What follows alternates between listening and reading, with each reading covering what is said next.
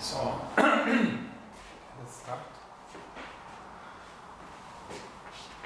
So the idea is that we fix number n, which is the dimension much bigger than 1, and then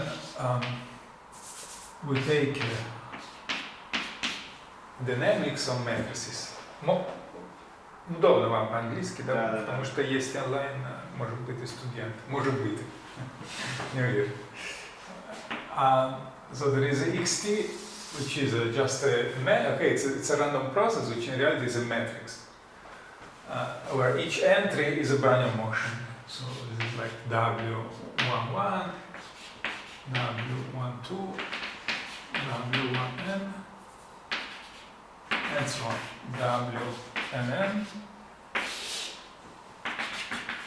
And then we got convinced last time that in order to have good scaling, we should divide each component by square root of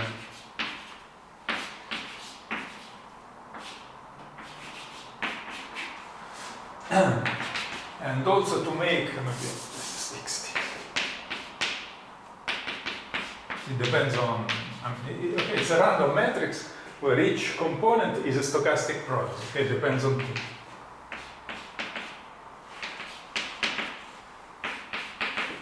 And here, Wij are, let's say that, independent.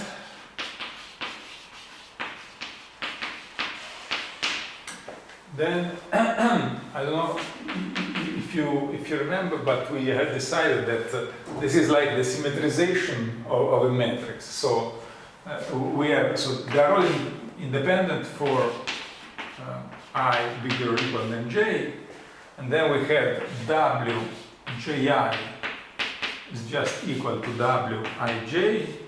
So if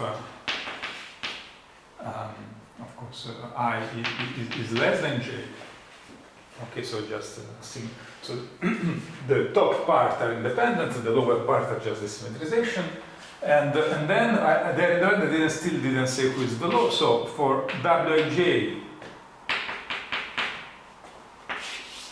will be, for I different from j, is a Brownian motion, okay? So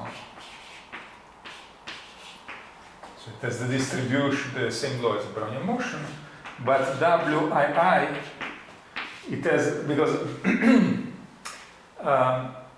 it has the same distribution as the sum of two Brownian motions divided by square root of 2, which is exactly the same law as square root of 2 a Brownian motion.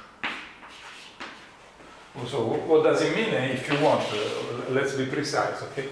For I different from j, Wij of t is a continuous martingale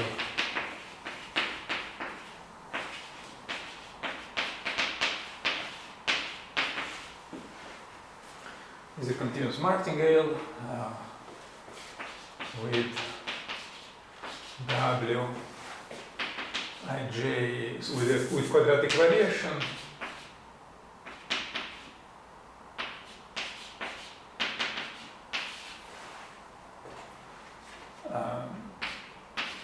equal to t, and for I equal to j, so Wii is 2t. Okay, so continuous martingale, what does it mean? Okay, so this is okay. Yes. Well, what is a continuous martingale? So definition: MT, so random process, is so continuous. It just means that what does it mean? It means that so this is the definition of continuous stochastic process. If we should be a bit careful here, I prefer to write for all the elements of the probability space, the map that to T associates MT of omega is continuous. So it's just a stochastic process which is a continuous function. And MT is a martingale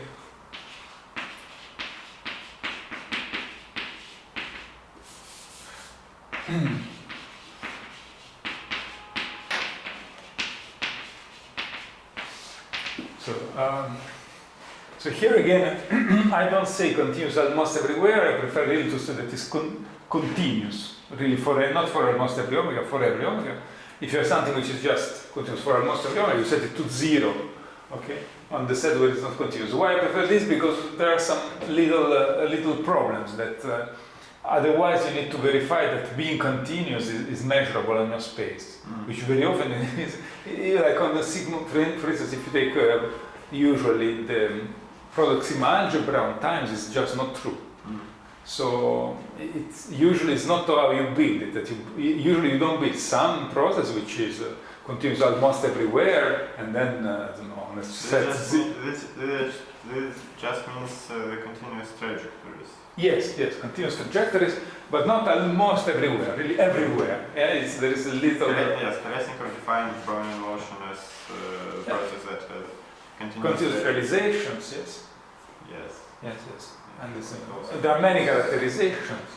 But for instance, if you characterize through definite dimensional distributions, like the probability WT1 is in an interval, WT2 is in another interval using Gaussian integrals, this is correct, but then you need to be careful that that's just how you define the marginal on C, on space of continuous functions. Because if you define like this, or no. You mean set finite dimensional joint distribution and then Kolmogorov extension theory? Yeah, but then Kolmogorov extension, okay, but this doesn't build the Brownian motion. Yes, this builds a process on the space of functions, not on the space of continuous functions. And in this space, being the subspace of continuous function is not a measurable subset of the original space, which is a bit problematic, so it's better to just build it directly on continuous function. That's why exactly for this problem I write for every omega. Because you cannot build it on space of product functions and then just change it on a set of measured 0 and make it continuous. This will not work. Yeah, you need to do versions and all these things, which I'm sure you have seen probably. But it's so okay, but just define it as continuous, and it is a martingale if so you need two properties. Yes, one is that one is not important, is that the expected value. I mean, it's not important. It's just not the real point.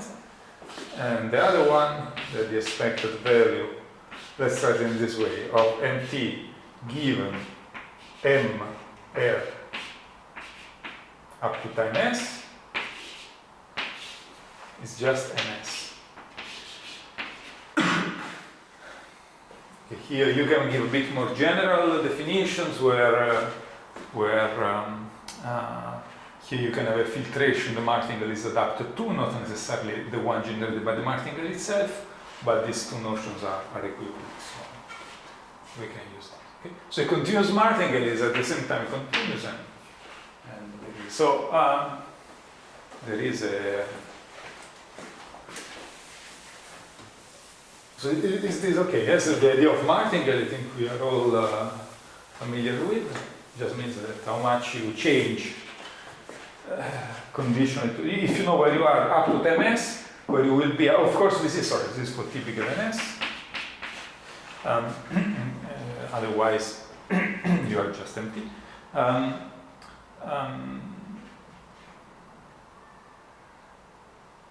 How much? Yes, the expected value of nt minus ms, so the increment, even conditionally to whatever happened before, is just 0.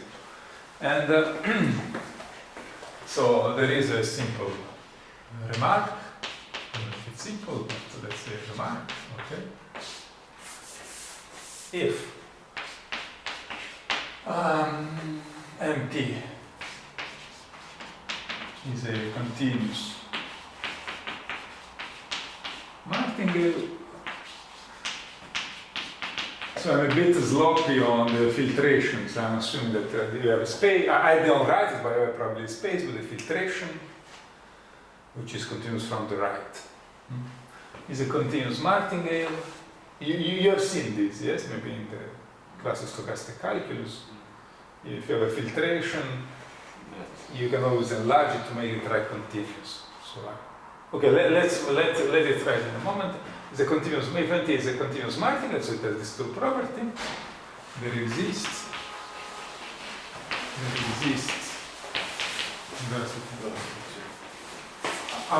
Мартингали, знаете? Да. Браунское движение. Да, Браунское движение. There exists, there exists an increasing. So increasing means that T goes to an increasing process. Okay, let's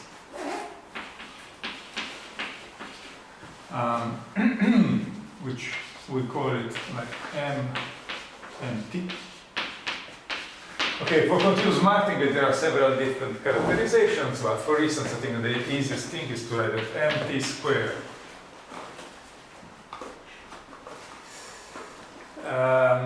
Okay, let's make it a bit simpler. A martingale with expected value of mt squared finite. Okay, so in reality it's not needed to define the quadratic variation, but it's not important. There exists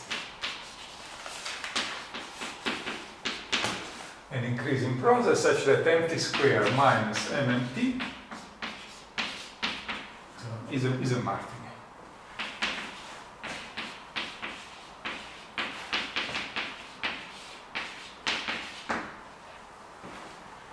Stochastic integrals?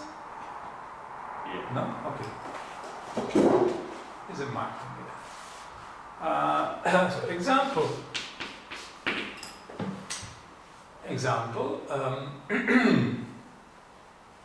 and T is the Brownian motion. The Brownian motion squared minus T is a martingale.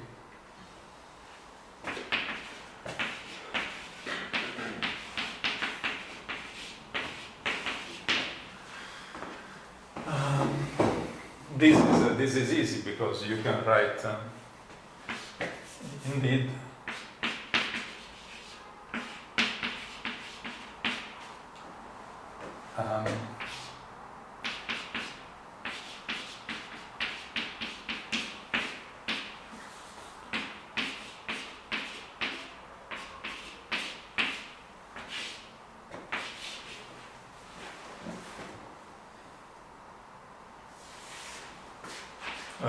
condition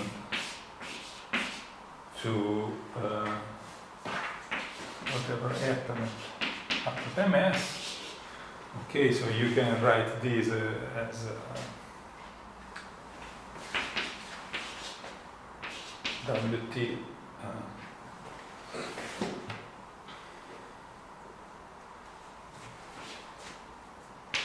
squared minus WS squared minus T minus S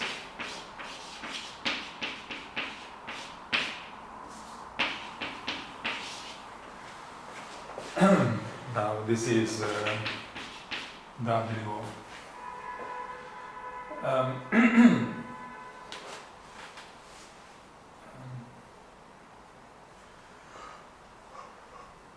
T minus S WT minus WS, sorry, times WT plus T plus WS. And this you write it as WT minus WS plus 2WS. So you see that when I take the expected value of T minus S is T minus S. Here T is bigger than S, and when I took the expected value of WT minus WS, this is equal, let's write it. So this is equal to the expected value of WT minus WS squared given the history plus the expected value of twice WS, WT minus WS I'm going to so minus the given the history plus minus the minus x. But you know that these two, yes, conditions to the history are independent because the increments are independent of the history of the MS. This is measurable, so this you can take it out here because it's W is measurable. This is 0, so this is 0. This expected value is 0, and this expected value is exactly t minus s. Because Wt minus Ws has the same law as Wt minus s, so this is the expected value squared. So this is 0. So this goes with this, so it's 0. So, yeah. So it's a marking, yes, this kind of. Okay.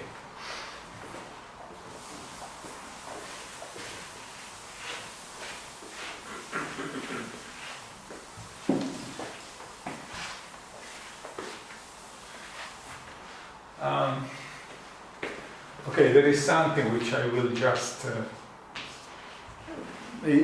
mention quickly, okay? If MT is a martingale, is a continuous martingale, otherwise it's a bit more complex. It's a continuous martingale such that the expected value of, sorry, is a I didn't define super martingale. Okay, I will just write. It is a continuous martingale. Then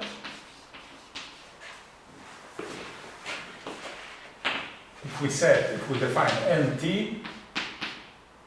equal to e to the mt minus 1/2 mnt.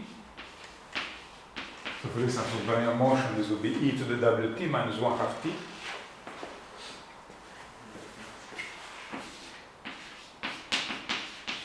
So this is called the sub-martingale. It means that the expected value of nt given n r bigger or equal than s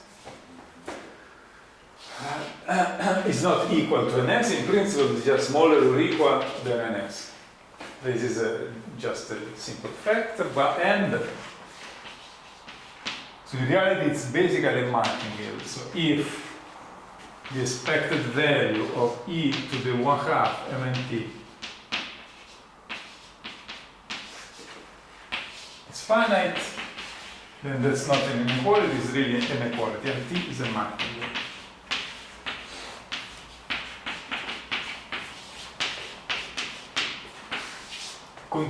Of course it's continuous because these are in reality continuous. I didn't write it then.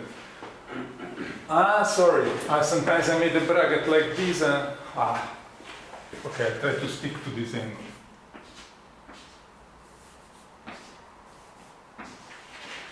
So, because there are usually two different notions of quadratic variations, and for continuous martingales, for continuous martingales, they're the same. So, and this is a martingale.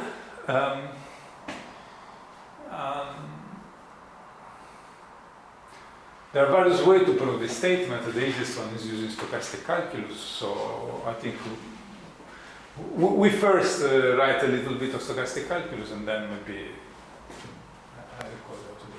So for instance, for the Brownian motion, yes, the expected value of so the Brownian motion, the expected value of 1/2 Wt. So the quadratic variation of the Brownian motion is just t, so this is just e to the 1/2 t.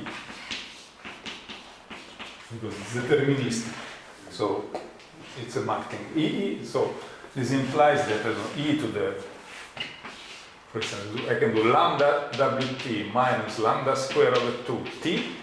This is a martingale, okay?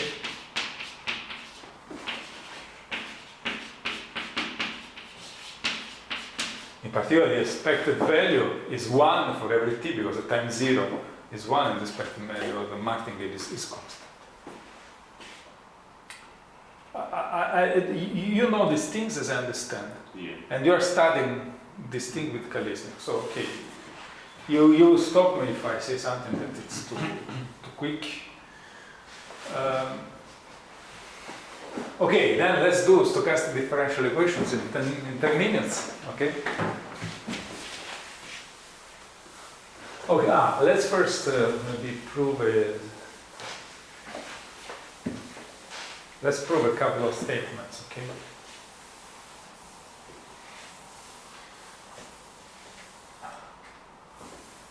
So, just to get an idea, we will not really use it, but just to get a little idea. So, first remark, for Brownian motion, the probability it holds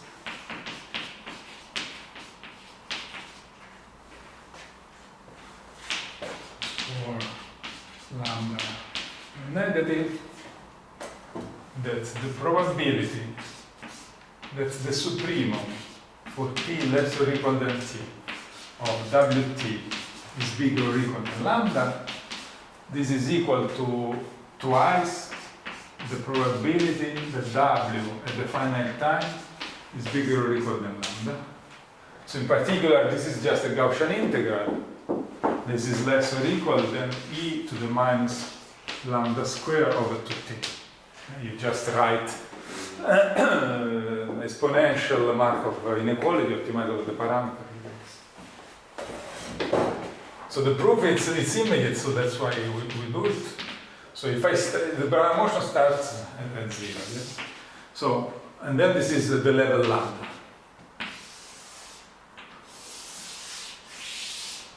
Okay? And this is the final time. So, I'm looking at the probability of all the trajectories, of all this continuous trajectory that touch this level lambda at some point. So yeah, there will be some that pass lambda, then they can go down, correct? But some can pass lambda, and some can, and some other can maybe will never pass the level lambda. Okay, I want to know the probability of those that pass the level lambda. But if a path passes the level lambda, yeah, I'm using here just a strong Markov property. If a path touches the level lambda, after that, okay, all the trajectories that go up, for each trajectory that goes up, since Brownian motion is independent increment, I have the same reflected trajectory that goes down. So among all the paths that touch lambda, half will go at the end above lambda and half will go at the end below lambda. So the probability that there is a moment where I touch lambda is exactly twice the probability that at the end I'm above lambda. So that's okay. So of course each path has probability 0. Just if you look at the process translated at the time where we hit lambda, assuming that this is positive, then it's true that half of the probability is that at the end you go up and half is that at the end that you go down. I think the picture is more clear than any. So actually there are some generalization of this fact for any martingale. So let's make a more proposition. So let MT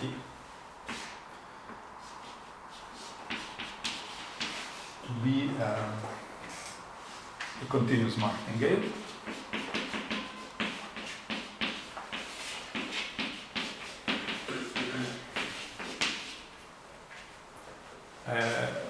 We start at 0, like the Brownian motion.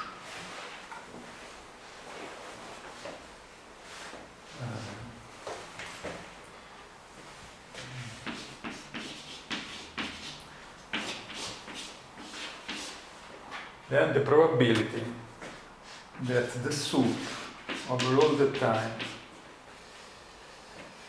of MT is bigger than lambda, but it's quadratic variation. So the quadratic variation, I didn't remark maybe this, but is an increasing function of time. This is probably should have remarked. Do this exercise that M and T is just a Jensen inequality. Okay, I will say it later, but let me state the theorem. Yeah, let me stick to the T. Sorry. I forgot to mention. Well, this is less than ST, for instance. Okay. So this probability will be smaller or equal than e to the minus lambda square over 2st. Hope I nailed the constants.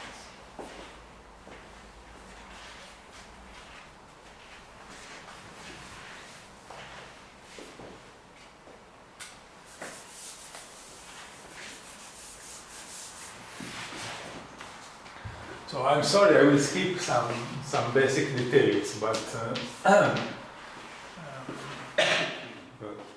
otherwise we would do just martingale. It's a bit of a monographic. It's a bit of a monographic class. Yes, we don't pretend in 3 lectures to prove everything. I just go a bit fast. So why is this true? This is true because I can write the probability that the soup of a t less than t of mt is bigger than lambda, and at the same time, so it's like it cannot be that the martingale is big, or I mean, while the quadratic variation is small. Okay, that's the idea. Of course, this can happen, but the probability is small. You see also that for the Brownian motion, S is just 1. So it becomes this, and this happens with probability 1 because it's constant. So this inequality is exactly this one for Brownian motion, yes? So, okay. So this probability, sorry,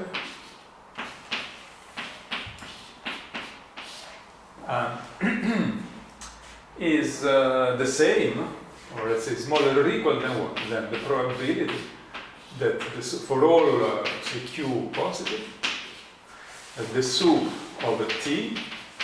So mt is bigger than lambda is the same thing if q is positive. I'm saying that e to the qmt is bigger than e to the q lambda.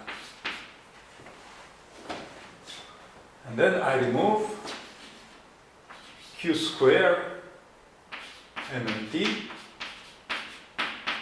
So mmt was there is a probability of this set where this is less than minus st. So I removed more. I removed the less, sorry, than minus st. So I make an inequality if here I put q square st. And at the same time, mm is less than st.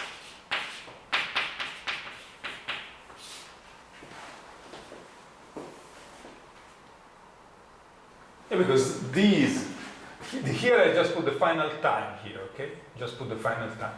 These is less than, so on the left hand side I remove the,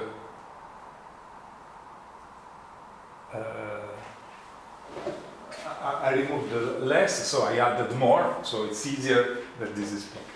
Okay, seems correct. Now this I drop, just, okay, this is intersection. I still make an inequality.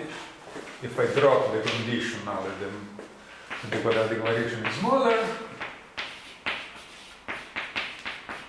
and here q mt minus q squared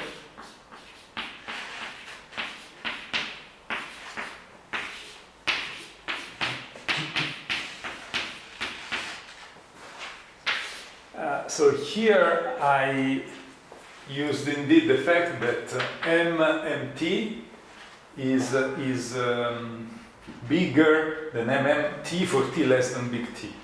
So I'm sorry, I should have mentioned this before, but try to do this exercise, yes, that the math. So this is, in principle, this is a random number, right? It's a stochastic process, but it is increasing. It's not like Brownian motion that can go up and down. This can only go up. For instance, Brownian motion is t. Okay, it's non-decreasing.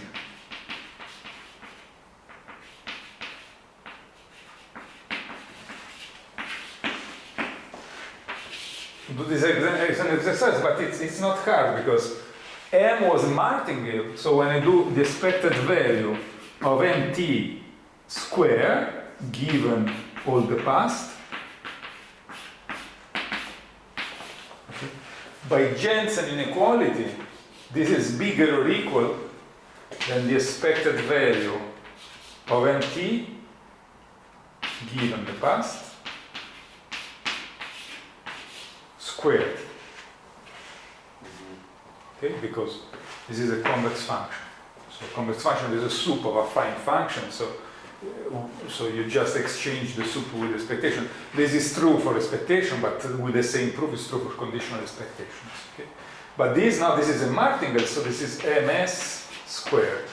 So you can try to compute the proof, but you see that mt squared is more than ms squared, is more than a martingale. This is called a sub-martingale. So what you need to remove, it's positive, okay? And the bigger is S, and the more you need to, the bigger is T, and the more you need to remove because on each interval. So try to check this, but it's just Jensen inequality. So that's how we justify this. And now, what is true is that this is less or equal, okay, than this. So let's continue there.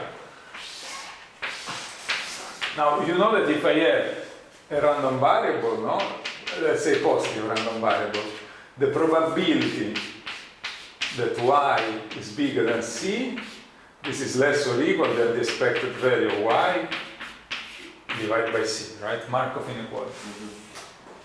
Now, what is true is that if you have a martingale, like this is like almost a martingale, or just let's write it here. So this is an extension, I don't know, let's call it an extension. If,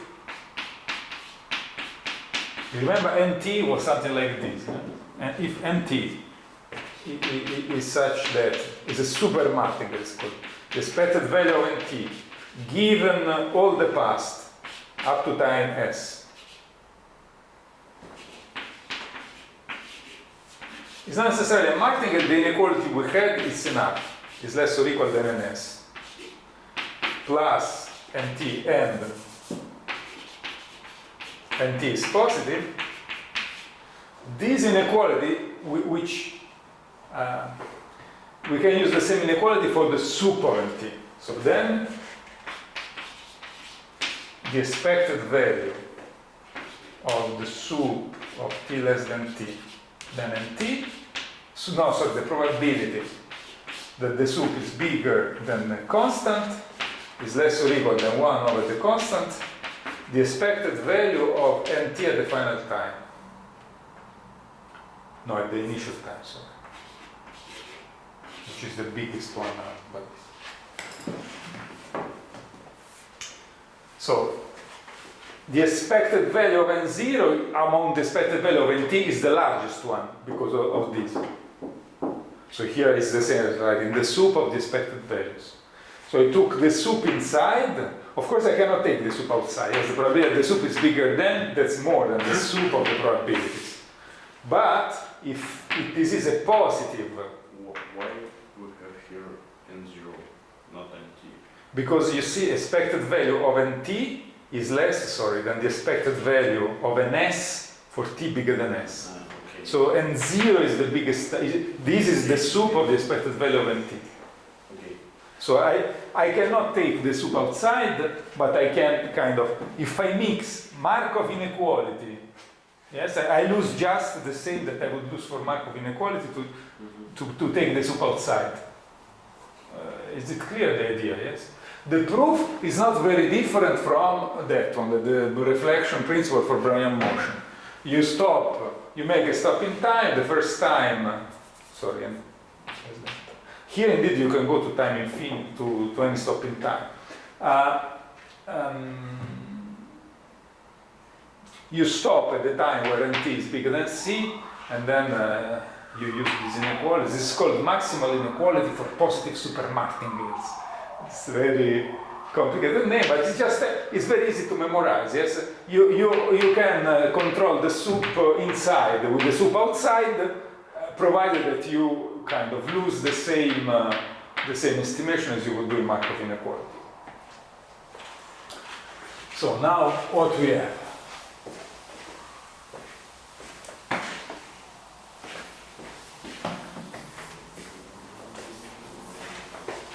Okay, this is what we want to prove. Okay.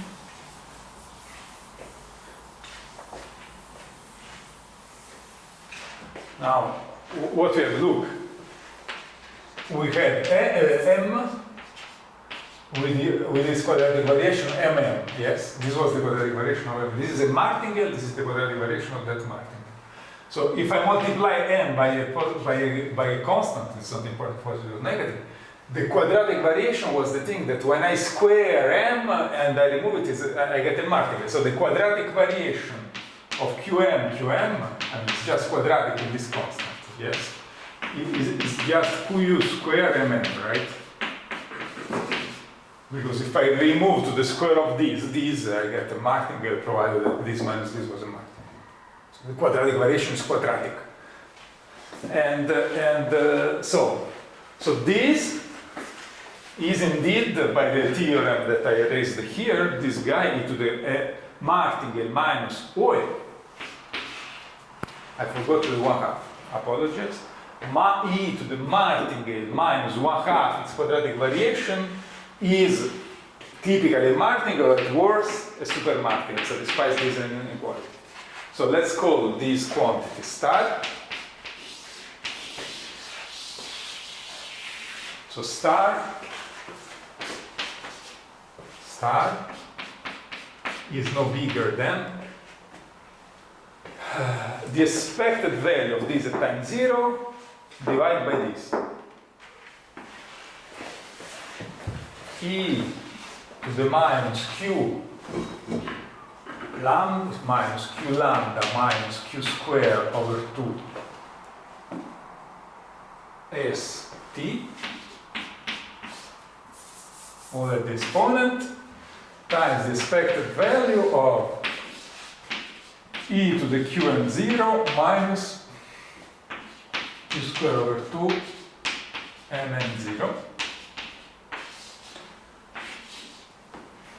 But we said that our martingale at 0 started at 0, so this is just 1.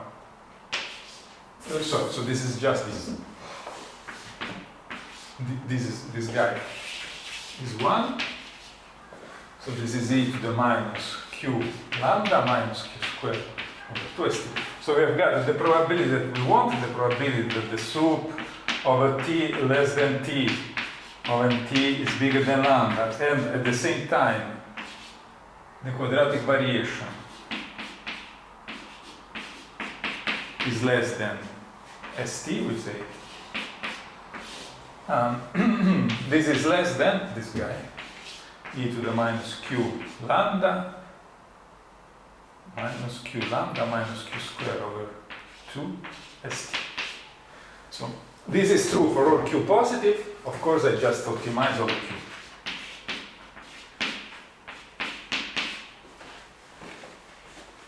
Because q is not on this. Okay, this is the info over q is to the minus sup over q minus, so this is a parabola. It's exactly sup, I get it exactly when q is lambda square over 2st. And so this is exactly that. So, this inequality that we had for the Brownian motion, thanks to the reflection principle, in reality we have it for any continuous martingale or even just a super.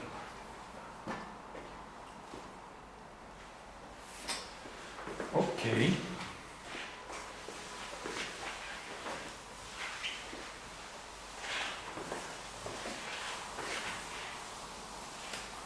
So stochastic integral, you know, as I understand. Stochastic integral. Yeah.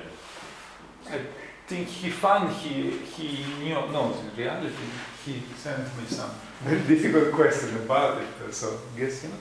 And you don't know it, yes?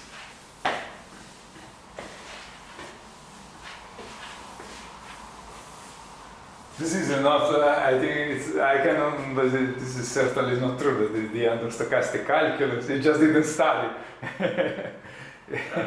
А Колесников, я на прошлой неделе у меня был, он начал No, рассказывать. я шучу, давайте просто. So, this is very delicate. This is very delicate. Она прям So there are many circumstances. Неделю забыла. Я шучу. There are many circumstances where you can make stochastic integrals. So let's just make stochastic integral with respect to Brownian motion. Okay. So what is the problem? Okay. So up to here it's okay. Now we have a problem. Yes. So okay. Let's then be a bit precise. Yes. So hereafter, we always think that we have a probability space with a filtration. Filtration. It's clear what this is. It's an increasing family of sigma algebra. So I assume what is called the standard hypothesis. Okay, I assume that if the probability of A is 0, then A is in F0. So it's like at time 0, you already know what is not possible. A filtration is a sequence of sigma algebras. So what is the idea of a sigma algebra? Sigma algebra is a mathematical way to formalize information. How much information I have, okay? What I can measure, right? So what is available for me to know. That's the idea. How you formalize this is through a sigma algebra. So Ft, you should interpret as T as how much information I have up to time T. I can observe the Brownian motion or whatever happened, okay, up to time T. That's the idea. And that's what we'll call Ft. Ft is the family of all the sets that up to time T I can tell if they happened or not. Okay, so the value, or if I want to make a model for the financial market, yes, the value of Gazprom shares yesterday, now, or up to now, this is measurable at time T. I can know it. I don't know it now, but I can know it. But I don't know, something which is not measurable at time T is the value of Gazprom at time T plus 1.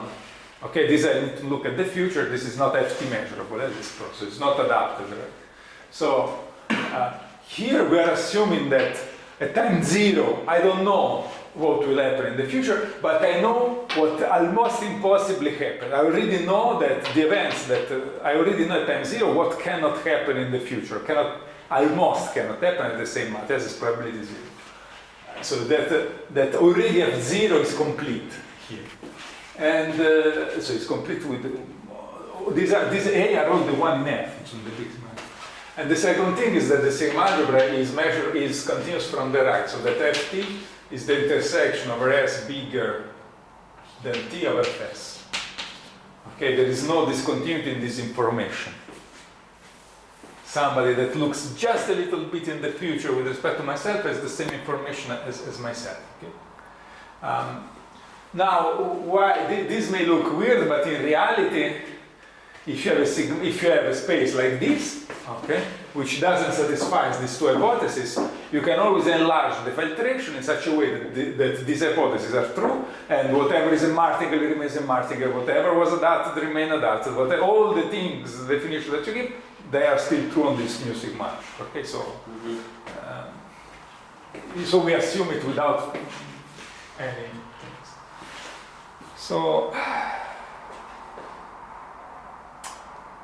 yeah. Okay, let's just make integrals with respect to Brownian motion. We'll just define length. So I will take continuous process. Okay, let X be a continuous. This is much less than needed. That process, much more than needed. Sorry, with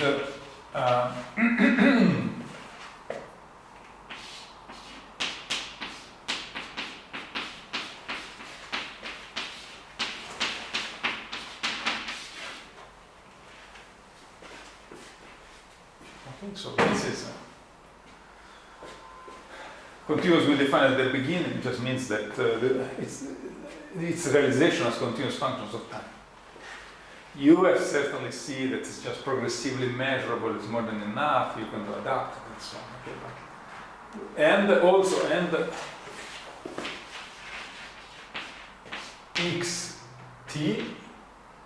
is ft measurable for all t possible. Okay?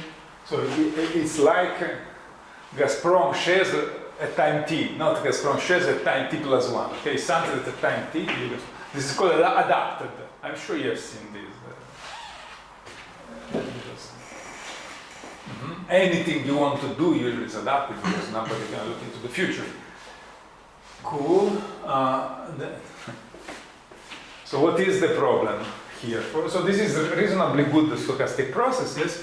We would like to define the integral between 0 and t of xs in dws. This idea, yeah? So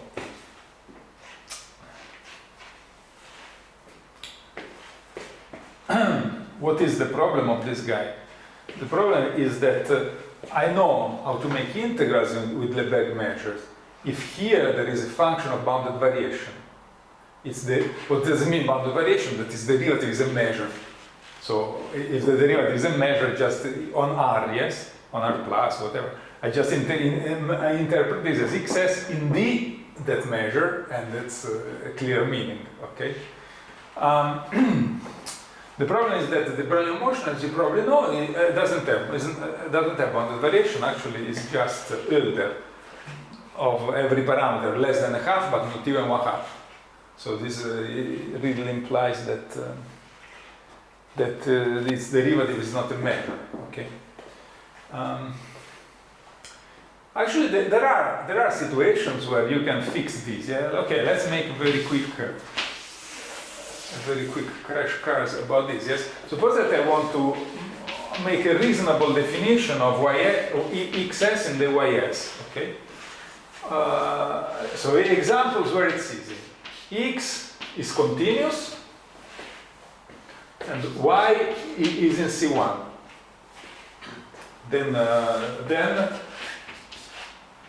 So let's call this x dot y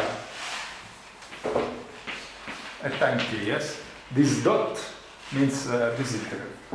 I don't know still what it is, but whatever it is, okay, I should define this. So there is an obvious case where I know what it is. Is this, yes? Then x, y, t.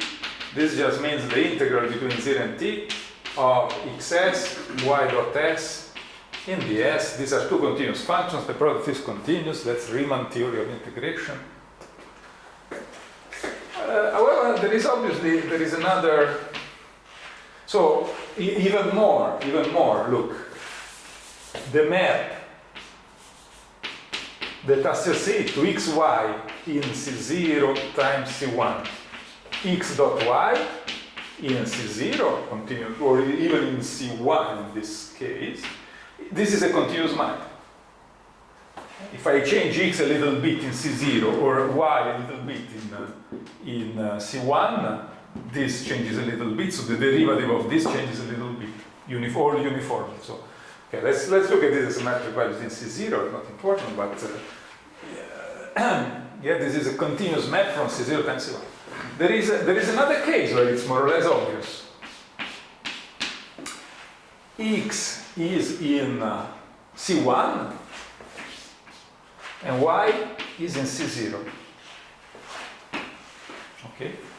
So the integral is only continuous, it's not a measure. But it's not important, I can kind of integrate by parts and give it a meaning, okay? So in this case I define x, y, t like what?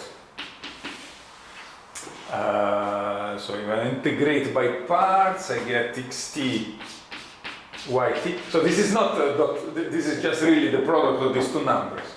Minus x0, y0, minus the integral between 0 and t of ys, x dot s ds.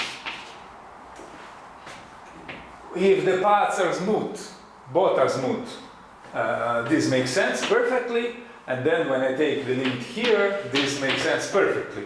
So this tells me that this is also continuous, this map, xy, is also continuous from C1 times C0, with value. Okay. If I change x a little bit in C1 and y a little bit in C0, I change this a little bit in C0 actually, because of this, so let's skip C0. Cool.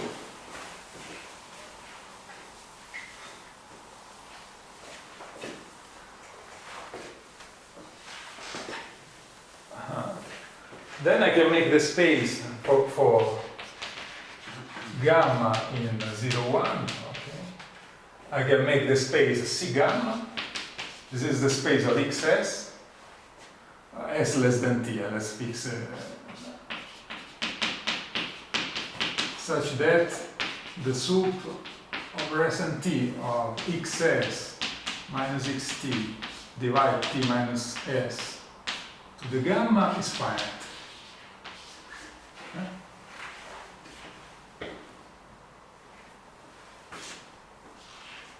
It's okay, yes? It's gamma Euler, basically. Now, when you put the puts, it's slightly more than Euler, okay? So, this is C gamma, and then you know that this is an interpolation space. So, if I have a map, bilinear map, C0, C1 to C0, which is continuous, and C0 times C1 to C0, which is continuous, okay? I can do some interpolation, like I can integrate by parts. I don't know, if one part is C gamma differentiable, only a fraction gamma of the derivative, okay? So I can just make what I call interpolation spaces of this to get this. So just from this result, and by pure Banach space theory, okay, you get that this map, okay, extends continuously to a map C gamma, let's call it C alpha, times C beta to C0, continuous map, from here to here. So that associates with path X in C alpha, and the path Y in C beta, the integral. In such a way that, okay, when they are smooth enough, it's our old Riemann integral. I didn't say it, provided, that's the problem, that since I interpolate, it's not enough that the sum is 1, I need strictly bigger than 1. Okay? So if you give me a part in C alpha and the part in C beta, provided that the sum of the, this is like, it has like alpha derivative. This is like beta derivative. Alpha and beta is like, I don't know, 1/3 and 3/4. Then I still can still make the integral. Just saying that if I approximate this in an interpolation way, they converge, okay? So it means the following. It means that, so what does it mean, this statement? It means that you write xn s y dot n s in the s as this as a function of time. Okay, and when these are C infinity, both the xn and yn are C infinity. So this integral doesn't have any problem. Okay, then I make xn converge to an x in this space. So this norm of the difference converges. Yn in this, okay, with parameter alpha, this with parameter beta. It's not norm, it's semi-norm here. It's a semi-norm, you are right. Plus C0, this plus the C0 norm. Okay, you're right. Then this, okay, then this integral converges as like uniformly in time additionally. Okay, so when xn goes to x in C alpha, yn goes to y in C beta, this pair, as a function of time, converges uniformly to something, and this something, I call it xy, the integral of x and dy. this is a Young integral, much older than stochastic calculus. It looks like, are we good or not? Are we good or not? Did we define the integral? Now I have Brownian motion. We say that this guy, Brownian motion, is in C gamma for all gamma less than a half. So if here I integrate something a bit more than a half, whatever, yes, I'm done. I can define this integral. So this looks very, looks promising, but it's not. Like, you can define this integral. You can define this integral. So, yeah, this is called Young integral theory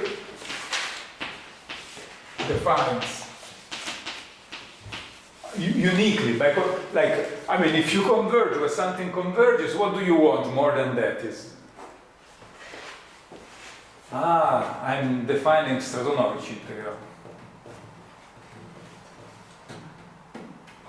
We want it all. Uniquely,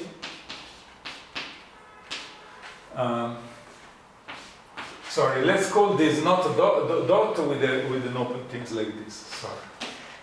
But why uniquely if it like this it was a bad idea. Because I prefer much more this integral to Ito integral. If uniquely x dot y, if x, let's say dot Brownian motion, okay, if x in C alpha for some alpha strictly bigger than a half. In particular, the most classical stochastic integral that I want, like a Brownian motion or a function of the Brownian motion. Indeed, the Brownian motion I cannot integrate. I cannot do it because they are both less than a half. What does it mean? Yeah, okay, it's a good thing to say in any case. It means that okay, I didn't really prove this. It's just this theory is not enough, but you can trust me that if the sum is less than 1 of alpha and beta here, and I just approximated with smooth path in C alpha and C beta, of course I cannot approximate, if this is in C alpha, I cannot approximate with smooth path in a space better than C alpha, right? Because if I approximate uniformly in C gamma bigger than alpha, it means that the limit is in C gamma. These are convex spaces. So what I'm trying to say is that you see immediately that it depends, if the sum is less than 1, it depends on how you approximate. I mean, I proved to you very quickly that if the sum is more than 1, does not depend on how you approximate, it just depends on the fact that you approximate in these spaces, yes, no, how much. But you can trust me that if it's less than 1, then you have a problem. Depending on the sequence that you choose to approximate this integral, you get a different meaning for the limited integral. Okay, so this is a problem, and so when we want to define this, okay, for x, which is like, for instance, as I say, the continuous process in L2, we need to decide how to approximate it. Okay, how to define it, because it's not like a notion that, okay, on smooth things we know what it is and then you just take the limit. It will not work. Depending on how you take the limit, you get different integrals. There is a very precise theory on how to, on all the possible ways somehow to get this interpretation, which is very algebraic, and that's called the rough path theory, but this is a bit more too much, I think, and we just do this instead, okay? So we have two, out of all this, we have two approximations that are special. One is called the Ito integral, and one is called the Stratonovich integral. So the Ito integral, you define that x w, so this is also written as the integral, sorry, this is full dot, integral between 0 and t of xs in dws, okay, sometimes with a dot.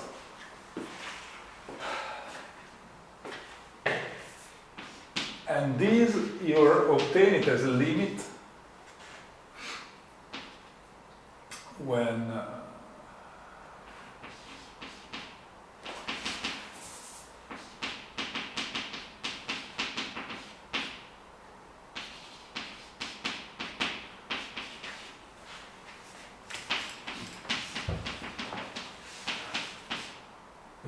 xti wti plus 1 minus.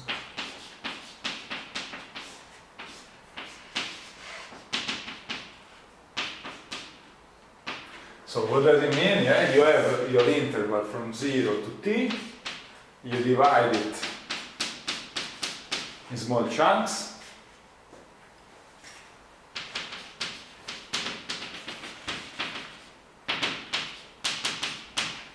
You make a partition, you make the limit of x at the beginning of the partition times the increment of the Brownian motion. You see, why is this so particular? Why does it have a chance to converge? Because we say that x is measurable at time t, so xt. So xti is measurable at time ti, while this guy is independent of this, right? Because the increments are independent on what happened up to time t. So this is like a sum of independent, they are not independent among themselves, but each time I do some increment, some value of x times an increment which is independent of x, and with the value 0. So we will check immediately this is a martingale, and in Stratonovich you do the same thing, things goes to 0, and this is the sum from 1 to n, and here instead you take the half point.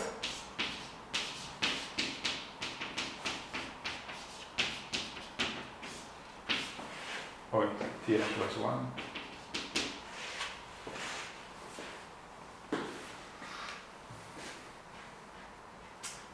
So this is called this limit.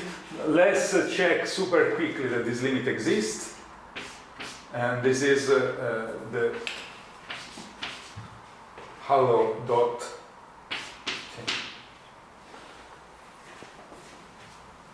Okay, Stratonovich integral is easier interpreted in this sense as a limit of approximations.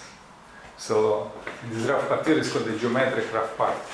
So usually this is much more geometrical. In particular, it makes sense when one is a one form and the other one is a tangent field. Is it true that we need here average of xty plus xty plus 1?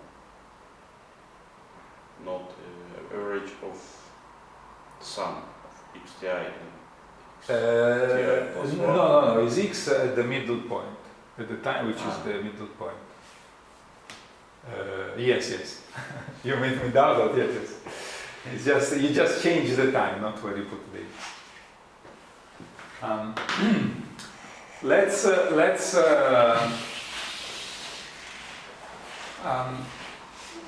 check for this, why this matters. Let's convince ourselves that this matters, yes? If I do sum of wt, I want to define the integral between 0 and t of ws dws, okay? In some sense, yes? You try, okay, I take the limit of the sum wti plus 1, so at the end, these are all kind of Riemann integrals, right? Just one can try, in Riemann integral it's not important in which point of the interval you take it, because this guy is bounded variation. But instead here it has no bounded variation, so let's check that if I take it here or here, for instance, it makes a difference. Okay? So if I do wti plus 1, wti plus 1 minus wti, this here you do this, okay? All the sum of all the quantity partitions. And you do instead, you say, for me this is the integral. And the other one is the limit, The limit, and one does wti plus 1 minus wti.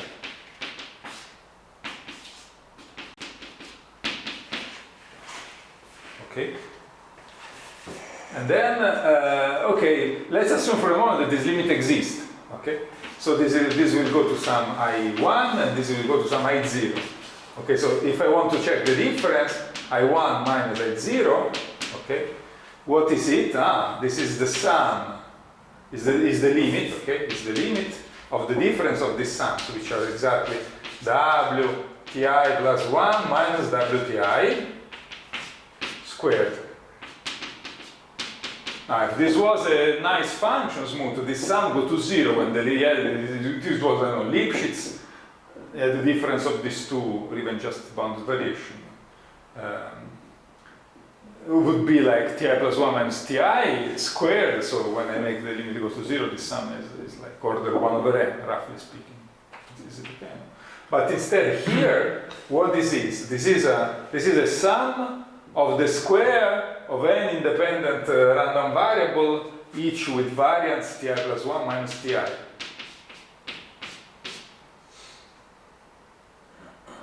So just by the law of large numbers, yes, these sums is like just by this law of large numbers, this goes to the expected value, yeah, because I sum a lot of things, each of them like small, okay, and the expected value is exactly the sum of the Ti plus 1 minus Ti, which is the final time t. Okay, so you see that this difference goes to t, doesn't go to 0. So while for Riemannian integral there was no problem, yeah. Okay. So let's focus on this approximation.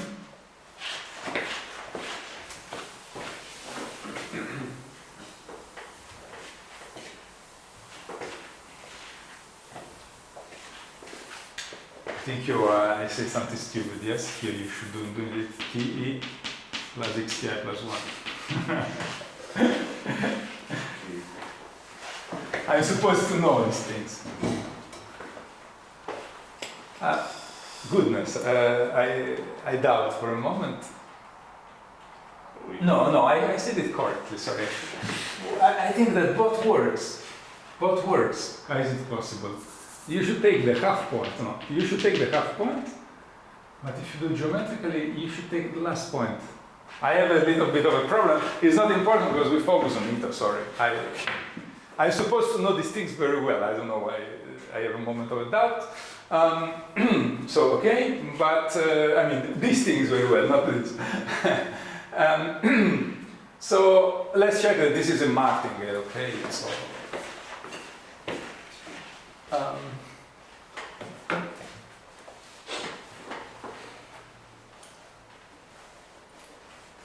okay, since everything is linear, okay, let's take, for instance, x. That is done like this. Is the sum of, indicate the sum over 1 to n, indicate the function a of n xt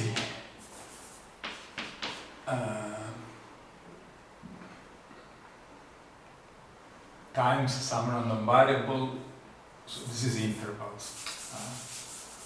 Let's call this yi in the time interval ti plus 1.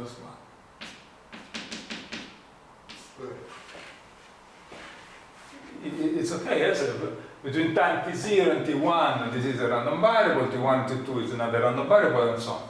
It's clear if this is adapted, if xt is adapted, meaning that at time t it's ft measurable, it means that yi must be measurable at the initial of this interval. Okay, so yi is fi measurable.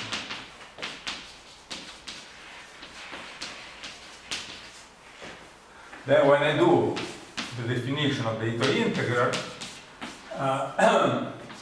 it's easy to see that this means nothing but this, because once it's important that I make this partition, then any finite partition I just get the same number. So it's the sum from 1 to n of yi wti plus 1 minus wti.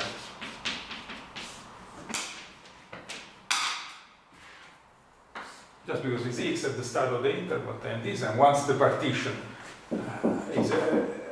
contains these elements, okay, as the partition, then you always get this as an integral. So, so if I do this, conditioned to whatever happened up to time s, okay? I need to do this conditioned to whatever happened up to time s. Okay, let's be very, very quick. Okay, so I have this partition. I fix time s here. This is time t. And this was t0, t1, t2, t3.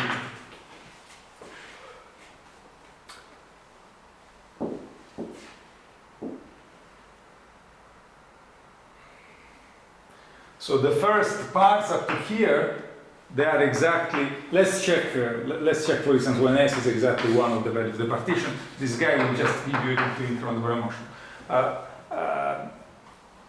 What I'm trying to say, that the first three, not two in this picture, elements in this sum, they are fs measurable.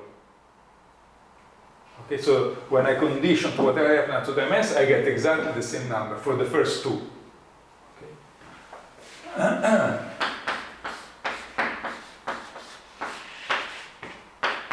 And then there are all the other elements of the partitions. But because this product was measurable. But in the rest of the partition, okay, this is measurable. For instance, here, yes. Let's do the next increment. Okay. Here I have like y, which is measurable at time s, y2, and then I have w3 minus w2. Expected value conditioned to the interval at time 2. This is measurable, goes out, and this is the expected value, is independent of the partition, and the expected value is 0. Okay? So we get a martingale.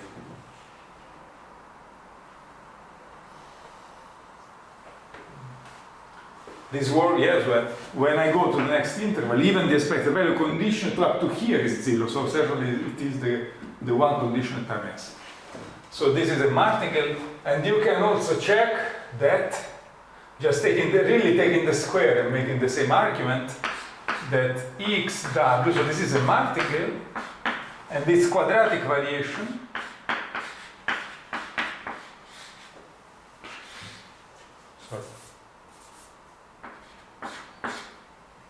we made it like this. T is just the integral between 0 and t of xs squared in ds.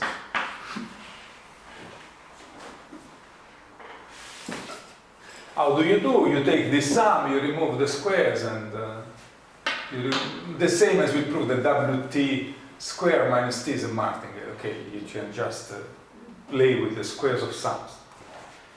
So in particular, the expected value of xwt squared, okay, this is the expected value of xw, so the square of this martingale minus the quadratic variation plus the quadratic variation.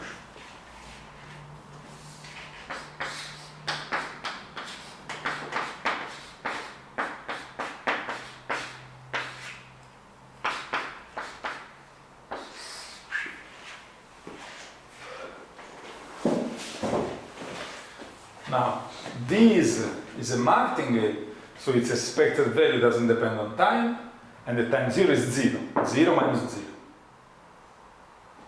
And the expected value here is the expected value of this guy. So we can write it very simply, this formula.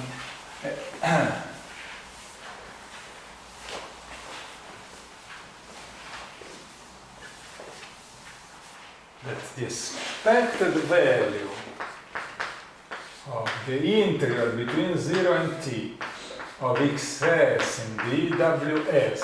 So this is also what we call xws square. This is a martingale, its expected value square is just the expected value of the integral between 0 and t of xs square in ds.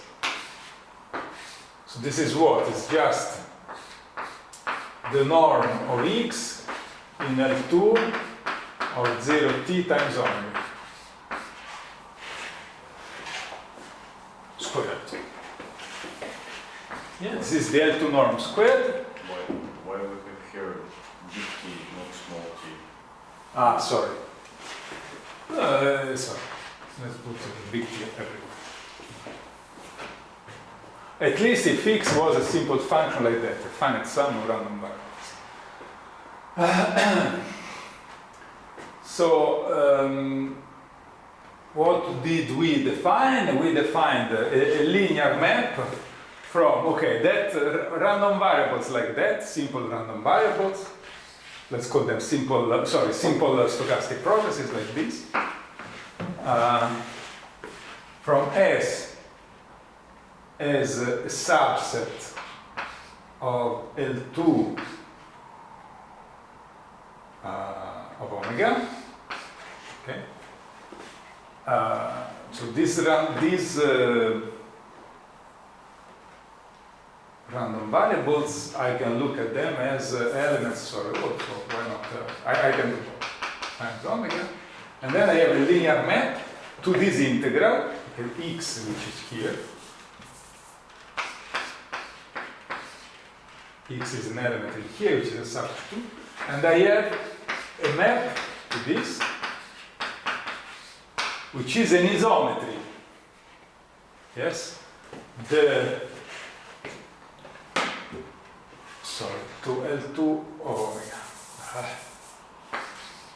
Yes, that associate this map associate to x, w.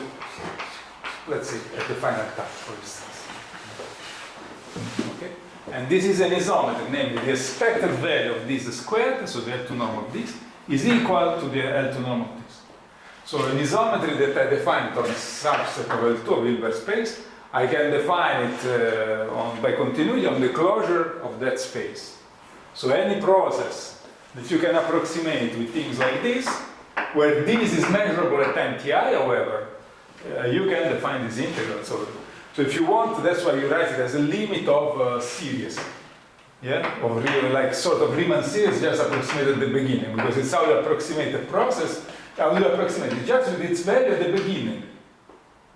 So, okay, so I don't pretend to do all the theory like this, but for instance, you can define by isometry, you can define by continuous approximations, you can, then it makes sense not just for process in L2, it makes sense basically for any process, just you will not have a martingale in general, just a local martingale. It's not important. Okay. Is it good? Cool.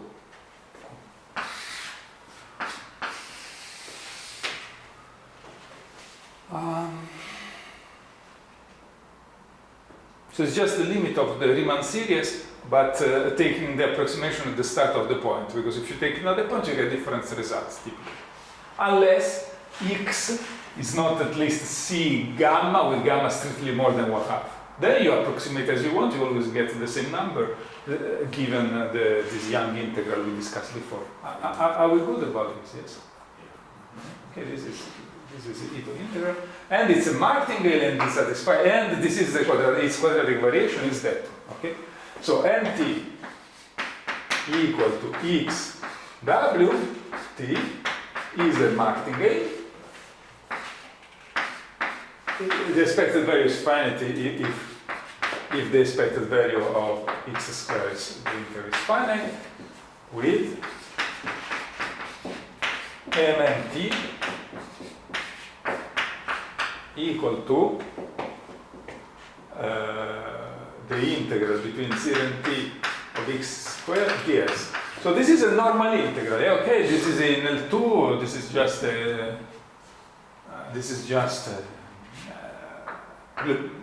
Lebesgue integral. This is measurable. Cool. Okay. Then what does it mean? Okay, this is Ito integral. Okay.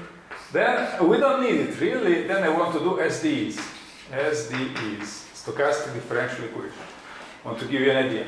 So now we are in RD. Okay, we are in RD. Not in, unfortunately. We want to do this limit for matrices. And what does it mean if I look x dot equal to b of x? So b is a vector field, let's say Lipschitz, okay? Plus w dot, let's write it in differential form. dx is b of x dt plus dwt. So somebody gives me a vector field, I want to give a notion to this equation. But this is very easy, we don't need any stochastic integral so far, we need it only for a little detail, the stochastic integral. Okay, so if there is no Brownian motion, I just means the differential equation is not equal to b of x. But now I add a Brownian motion. Nothing changes, just the definition. Now x needs to be a stochastic process because it depends on Brownian motion, but definition x solves, let's call this a star. If, what do you want, xt minus x minus the integral between 0 and t of b of xs in ds is equal to wt minus w0. I don't know if maybe I forgot to say that w0, we just take it 0. It's not really needed, but for instance we can take it at start. In any case, no matter where it starts, wt minus w0 always have the same law. So, yeah, so we can take the starting 0. Is it clear? Yes? Yeah. Now, if B is another thing, our B is not Lipschitz, so this is not the only notion of solution of this equation. This is a strong solution. Like you give the Brownian motion, I give you the solution. Okay? But for B is smooth, it works without any problem. Does a solution exist and is unique? Of course, yes, because I don't need anything stochastic process. If you give me a continuous function, the map that associates to this continuous, no stochasticity, to this continuous function is unique. If you take the differences, in the exact same way as you prove existence and uniqueness of this equation, you take the difference and you do a fixed point for the difference. When you take the difference, this guy can be as bad as you want from regularity of t point of view. Right? The difference goes away and you cross the fixed point. So we don't need anything here, okay? Don't need stochastic integral. Are we good? Yes. So this is just there exists a unique solution in the strong sense. If B is Lipschitz, absolutely is Picard. It's called the Picard map. It's called the Picard map. Picard was French. The map that associates. Okay, it's not important. There is a fixed point argument. Don't you call the Picard? Picard. Okay, not important. So there is only one point, is that what happens if I define yt, a function will be of t and xt. Okay? Because if x dot was b of x, and then I define y f of t and xt, there was no noise. Then what is y dot? Is just dtf of txt plus dxf of txt x dot t b of x.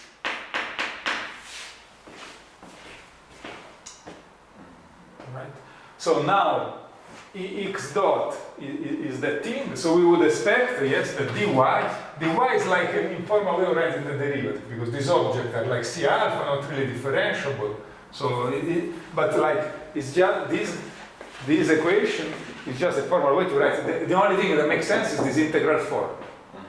Okay.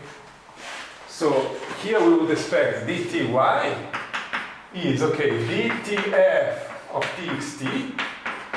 Okay, dt because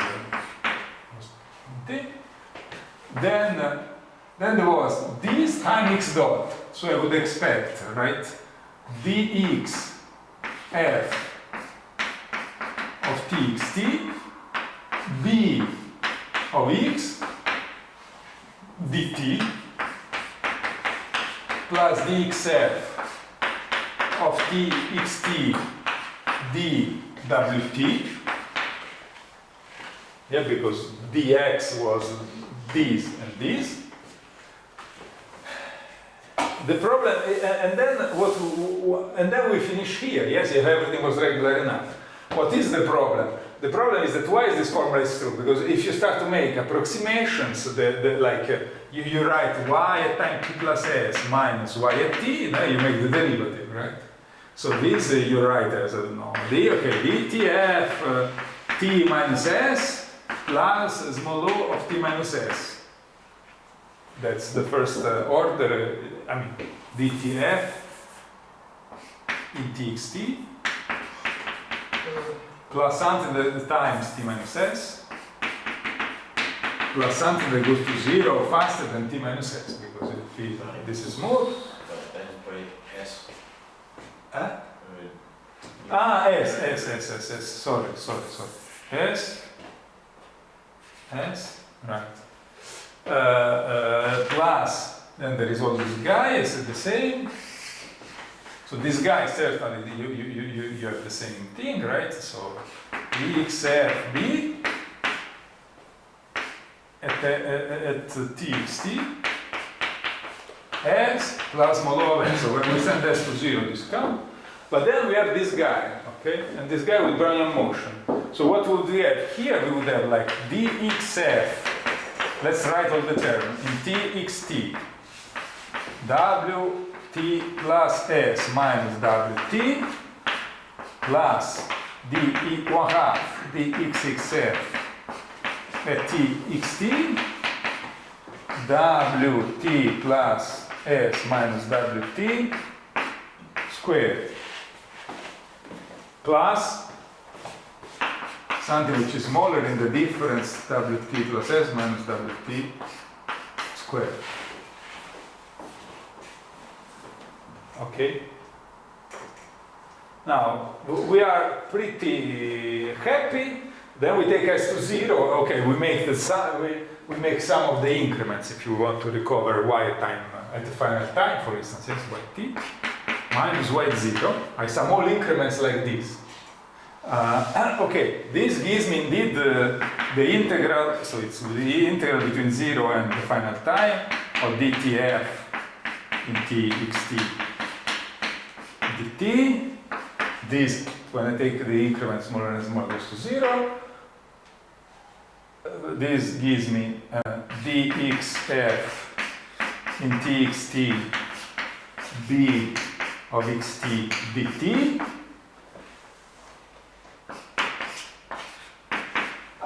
This now is very good. txt wt wt plus s is exactly, when I take the sum, is exactly the guy that goes to the stochastic integral as we defined it. The function at the beginning and then the Brownian motion. So the limit of this, no doubt, is dxf in txt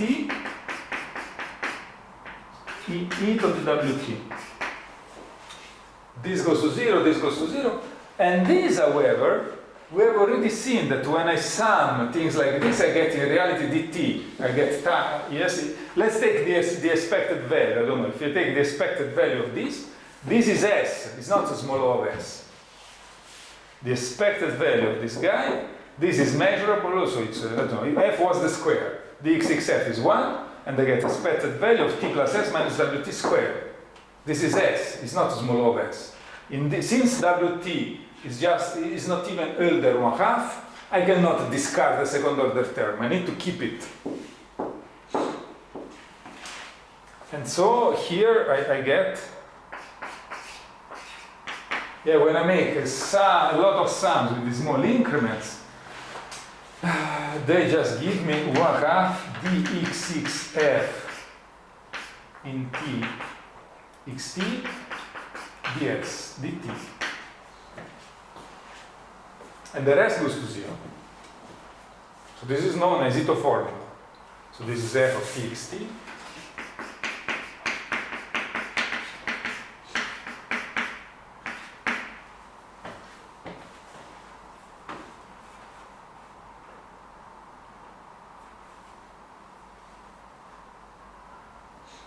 Okay, it's very fast, but it's like, everything works as it always worked with the, if dx was with dx, yes, like d f of x is, okay, the derivative in time, that's just nothing, is like b of x, the first, is dxf, sorry, the first part of dx, dxf, the second part of dx, yeah, because now we are looking at dx was this, huh?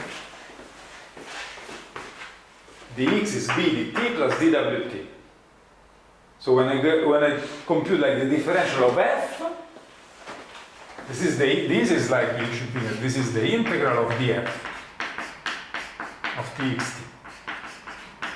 So it gives me f of txt minus f of 0, 0. And then is, the derivative in time, clear, dx, and then there is dxf, the first part of dx, dxf, the second part of dx, but due to this fact that the Brownian motion is not regular, I have a second order term.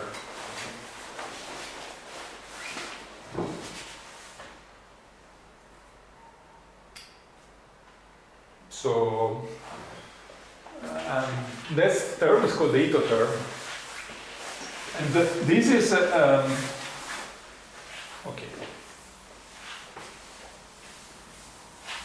It's clear that the formula cannot be true without this extra term.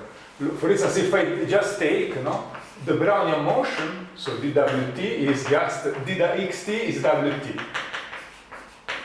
So it solves the equation dwt equal to dwt. Okay. Then I do f of wt, and I do the expected value of f of wt. This is just a stochastic integral. Sorry, a Gaussian integral. Okay? This is just the integral of f of x e to the minus x squared divided by 2t, okay, 2 pi t dt. Okay? dx.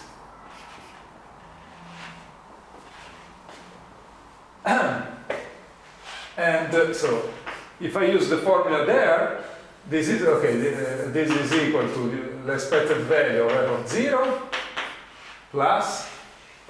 Let's do something. Let's compute it in f in.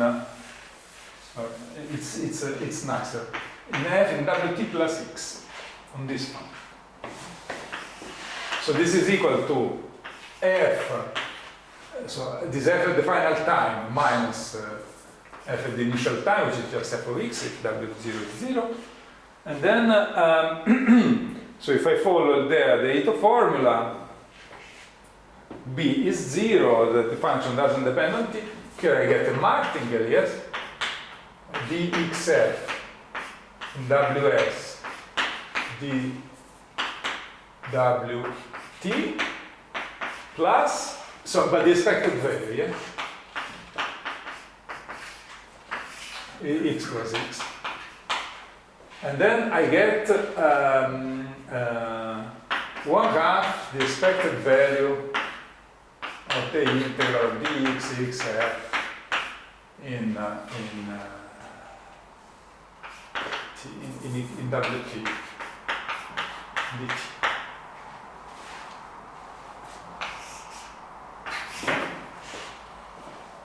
So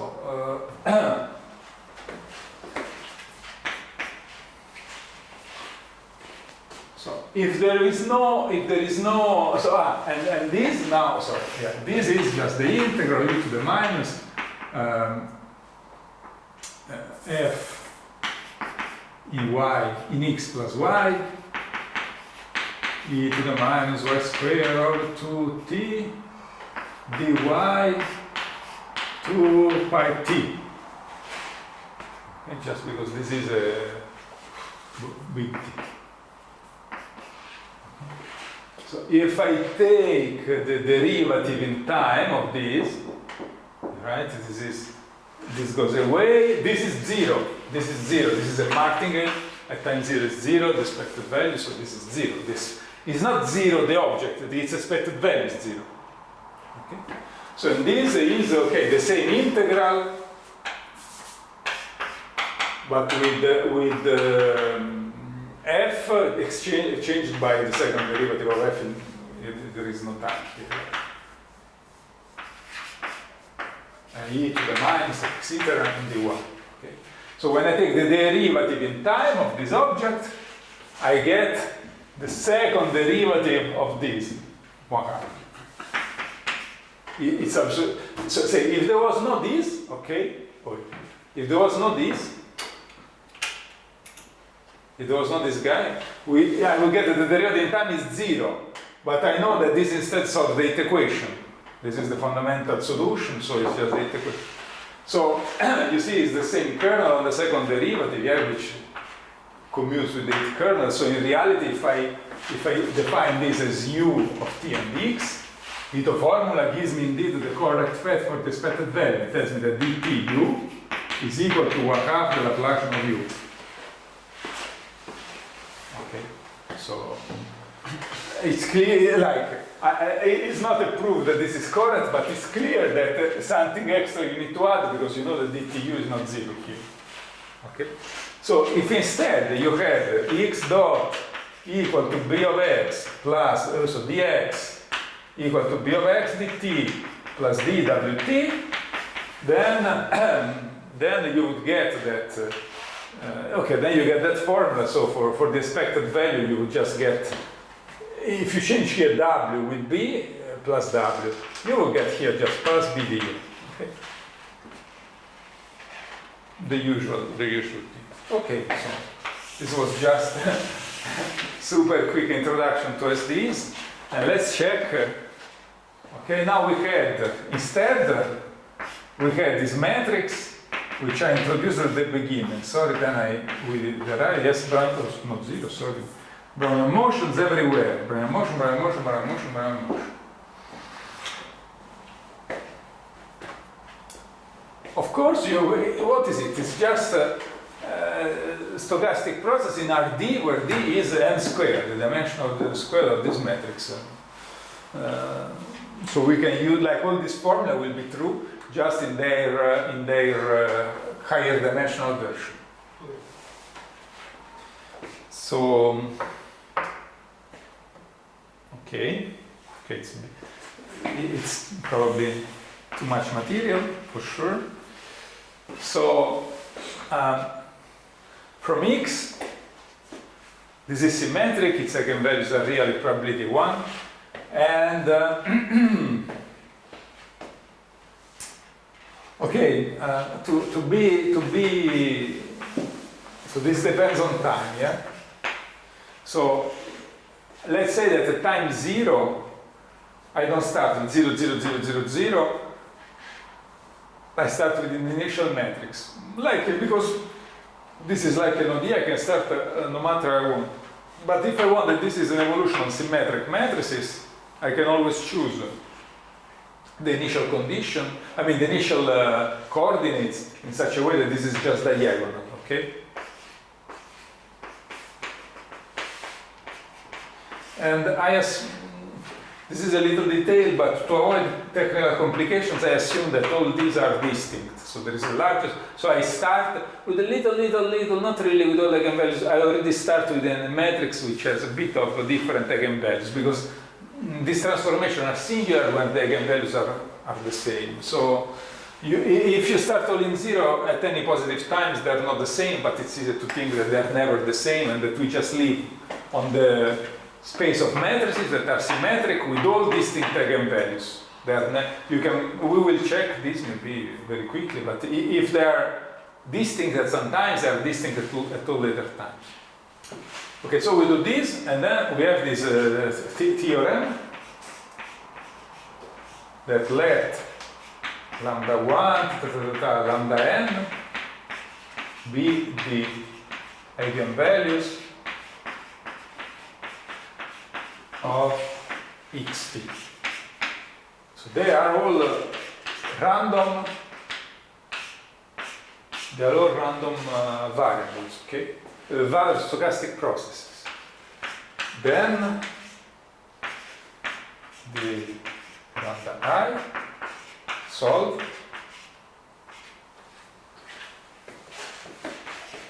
the lambda I of t equal to the sum over all the j different from I of 1 over n lambda I minus lambda j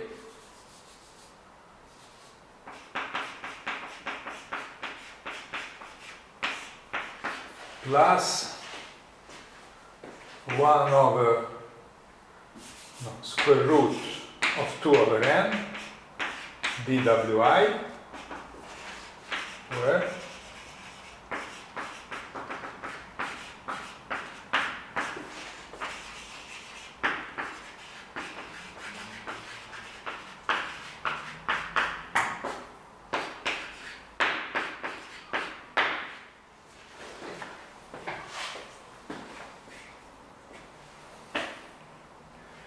so what does it mean is that lambda I is this integral, which we should check that it makes sense, plus the integral, plus the Brownian motion. Okay.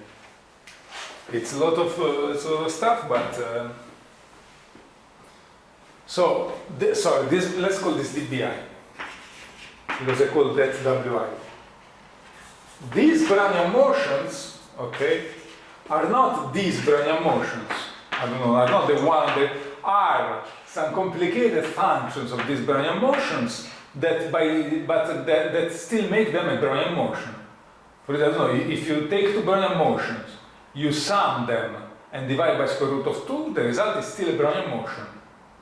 Okay, still a continuous martingale, yes, hypothetic variation T, yes. So, so here I'm not saying who are these dBi, I don't care. These dBi are some functions of these Brownian motions. But they are still Brownian motions, and they are independent.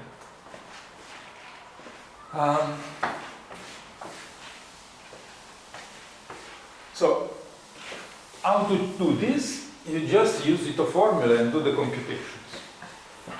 So there is not much to learn in this proof. You just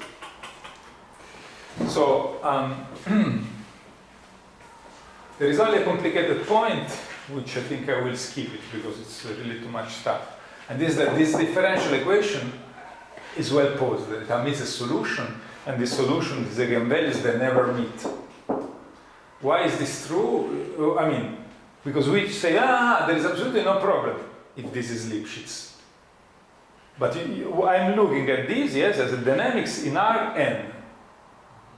Okay, we wrote things in dimension 1, but you can imagine that we do the same in dimension n. But this is like d lambda is b of lambda plus Brownian motion.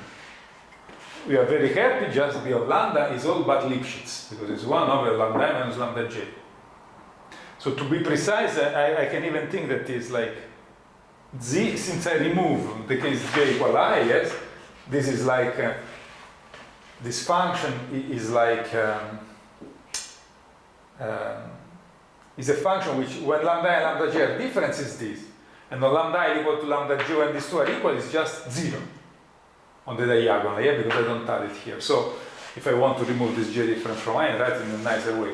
So it's quite a dramatic singularity in reality. 1 over x in dimension 1 is better. But to prove that there exists a solution is not hard. Yeah?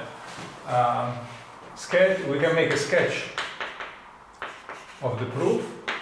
You just consider, you just modify this function 1 over lambda minus lambda j in such a way that around the singularity, yes, so you define the singularity is there exists I and j such that lambda I is equal to lambda j.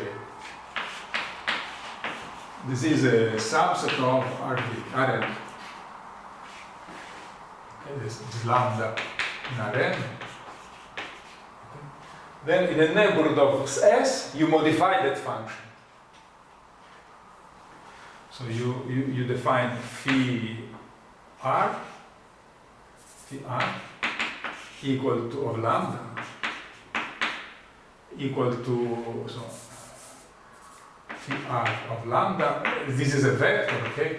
And you define it as the sum of 1 over lambda I minus lambda j if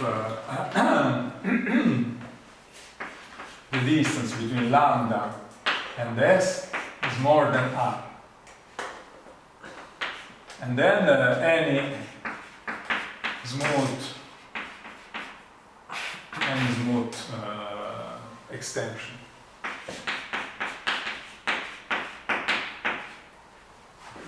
And then you check that the probability,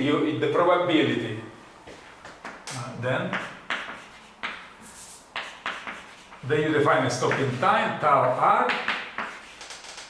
This is the first time. So until you touch this set, okay, until the distance is positive, everything is, your solution is the same as the solution with phi. So there is no problem. And then you check the info over the t such that lambda, all the vector t, the process, so the distance between this and this is less than r. Okay. And then what we need to check is just we need to check the probability that tau r. So we need to check this, that tau, then we need that the limit when r goes to 0 of tau r is plus infinity, I'm not sure. Then, okay, you have this singularity, you say, on this omega, I don't touch up to time t, okay, I look at that, I don't touch it. On this omega, I might be closer, but I don't touch it. On this other omega, so omega by omega, it's well defined. You can exceed any time, omega by omega. And to prove this thing is not hard. You just take, to prove this, okay, these are increasing. The smaller is r, the smaller is r, the bigger is this time. So if I can prove that it's enough to prove in probability, the probability that tau r is bigger than t goes to 0 as r goes to 0, okay. This means that this is a sequence alpha r that goes to 0, this probability. I make a subsequences to make alpha r converge. If alpha r goes to 0 like 1 over r, I take, which is the case actually, I take 1 over r squared. I take this at time 1 over r squared and make it converge. So because since they are increasing in the speed, the smaller is r, the bigger is tau r, I can just use Borel-Cantelli on any sequence. So it's not enough to prove that this is that goes to 0. If I know that it goes to 0, I know that I can take as a sequence where it's summable, and that's a sequence. This goes to infinity, and it goes to infinity everywhere. So I just need to prove this. And to do this, you just make a Lyapunov function for that equation. You take f. Okay, this is what we need. Okay, you take f of lambda, so this will be, no, the constants are a bit delicate, lambda squared minus the sum of the log of lambda I minus lambda j.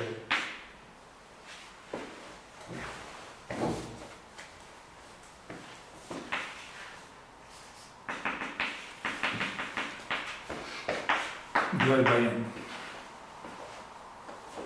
You take this function, you write Ito formula for this function, so you call it, and then you call yt f of lambda t. And it's just a computation to check that dyt is a constant that depends on n, dt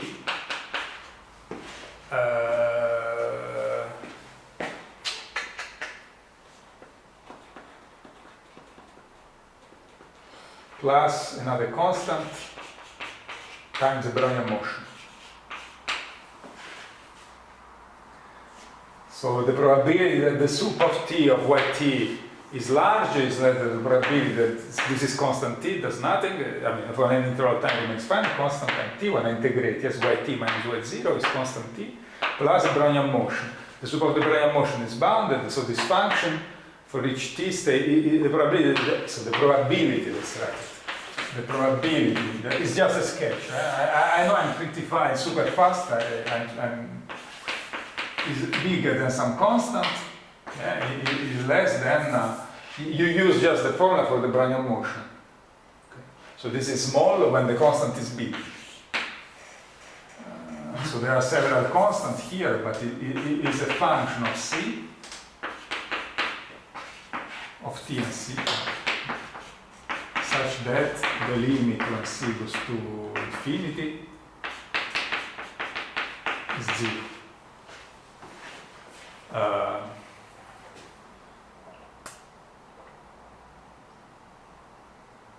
This is more or less obvious.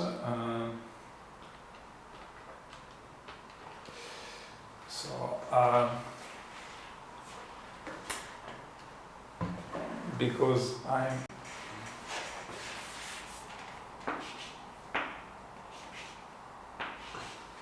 look at this function until the time you touch this boundary, and this is true uniformly now. Just because you don't see this. So this is, you complete the equation, but until this time you don't see the singularity. Mm-hmm. So this is just this is just a trick to make the computation as if this was smooth and you can write everything. And then there is a cancellation between the gradient of the log in the Rito, which is exactly 1 over lambda, and that's why you get a constant and not some function of lambda. And so you know that this function stays bounded with large probability. This means that the lambda I don't become too big and they don't become too close, because this function will go to infinity as soon as these are close or these are big. Mm-hmm. So this function tells you that this dynamics is really well defined. Nothing goes to infinity, nothing gets too close. Okay, it's just a sketch of the proof. This is called a Lyapunov function. Yeah, if you want to prove that the solution of some differential equation stays bounded, you just find a function that that explodes on the bad parts and that satisfies the nice equation itself. Okay, sorry, this was very quick, but this is the thing. Let me just tell you very quickly why this is true. I hope to do much more today, but I don't know. I think it's okay to give. So for now, we only managed to check that this equation is well defined, okay? And then so check that this equation is well defined. How do? You use, because you see, this is like the gradient of the sum of the logs. So that's why you use these as minus the gradient, as a Lyapunov function. And the easiest way to prove this theorem is not to start from this measure and diagonalize it, which we could do. Yeah, this is a symmetric measure. So there exists an orthogonal transformation, which is random.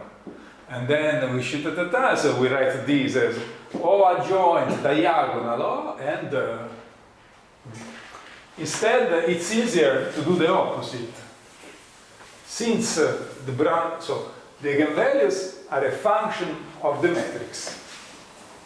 The matrix is random, the eigenvalues are random, but the law of the eigenvalues only depends on the law of the matrix. So if I start from this equation, and through an orthogonal transformation, I build something whose each component is a continuous martingale, with quadratic variation t, and they're independent, then I proved it. So, okay. So this is exactly how we do. This equation is well defined. Cool. We take the solutions in Rn of this equation.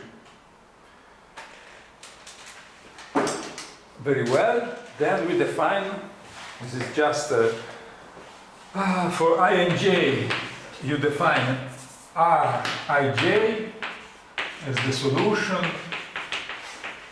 to the Rij is 1 over the square. I have to take it because I don't remember. Okay, lambda I minus lambda j dBij, where these Bij are not those, they are just some Brownian motion that I create, okay? Where the Bij are IID Brownian motions, so they're all independent. And I do this for I, say, bigger than j, okay? And then I just say that for I less than j, Rij is equal to minus Rji, and that Rii is 0. So I just make a skew-symmetric matrix. I get this by Ito formula. I can compute all the quadratic variation will be the integral of 1 over lambda I minus lambda j squared. Or I can do, I know everything about this DLG. This is not, look, this is not a problem, because these are, they don't touch. With probability 1, they don't touch. So it's not that there is a problem here. So they are continuous, they are a positive distance. Then I build the Oij equal to the sum of a k of Oik. So this is not an equation, this is just a definition, it's the integral of this thing. This instead is an equation in O, okay? Oik drij, no, kj, yes, kj, minus 1/2 Oik R adjoint R kj. So this means like R I J I L K L R K J.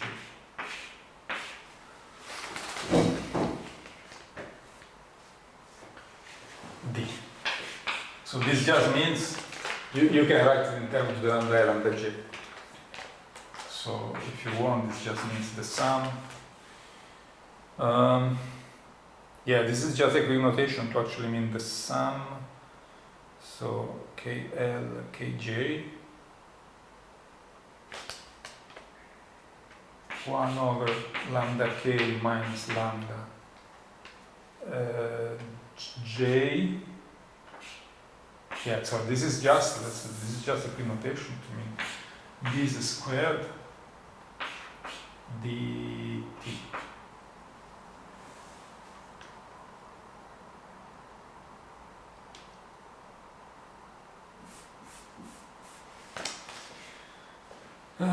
Then this is the sum of a k.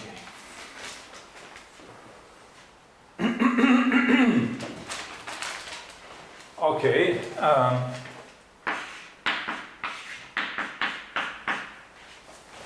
Ito formula in Rn square, we just trust the computation. This is orthogonal. It looks a bit crazy. It's hard to learn something from this proof. That's why we don't do it, because okay, it's just computations. But I mean, this means just this. This means just this, and then I can compute this. Yeah, is a function of these components. So I can just use the formula. It's just a square. It's a sum of squares. So I can just use the formula, and I find out that if at time, of course, with time 0. Yeah? I need the time also with the time 0. If at time 0 they were orthogonal, but I just take the identity at time 0, then when I teach positive time, they have the identity.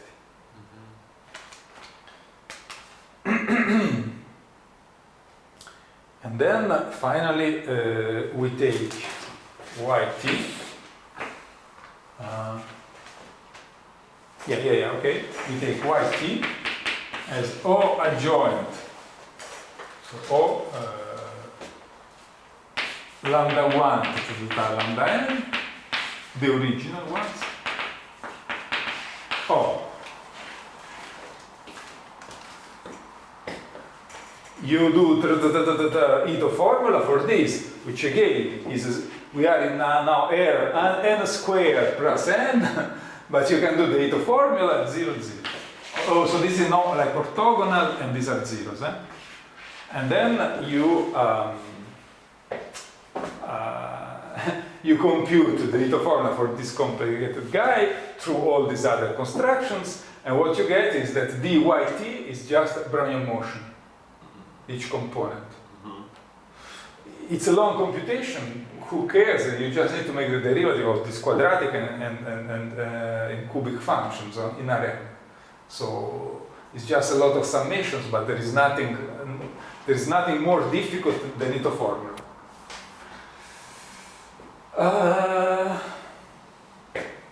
So in this way we learn absolutely nothing about this, right? Because there are some crazy functions and everything combines if you do all the computation. So there are maybe more intuitive ways to check. So this is the quickest way to prove it. Okay, you just take this, you compute it, you put it on a computer and it computes the formulas and that's it. But it's true that you can think that you start from here and you say that the eigenvalues are independent from orthogonal transformations. You can so the law of this matrix is independent.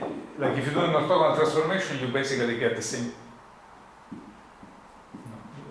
Okay, if it's deterministic, it's true, but like the orthogonal transformation you have to do is random. It depends on the components.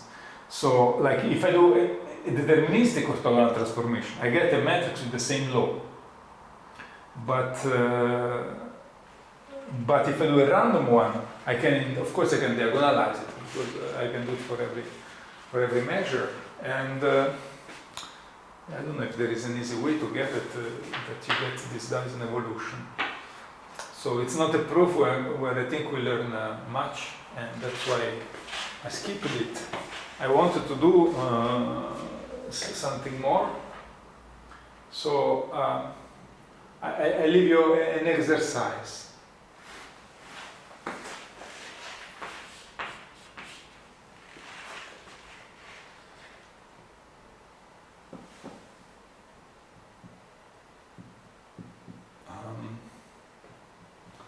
Suppose that you have xt and a sequence of continuous processes.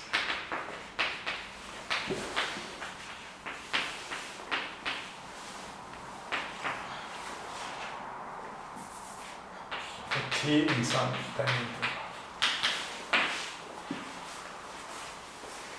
If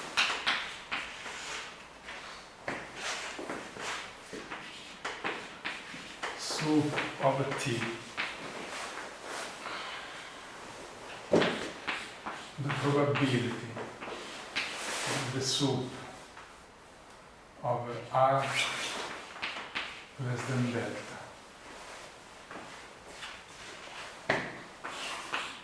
of xt plus r minus xt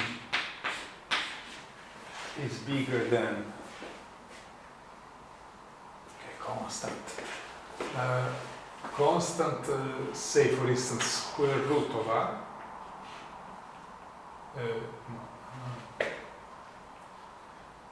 Square root of delta.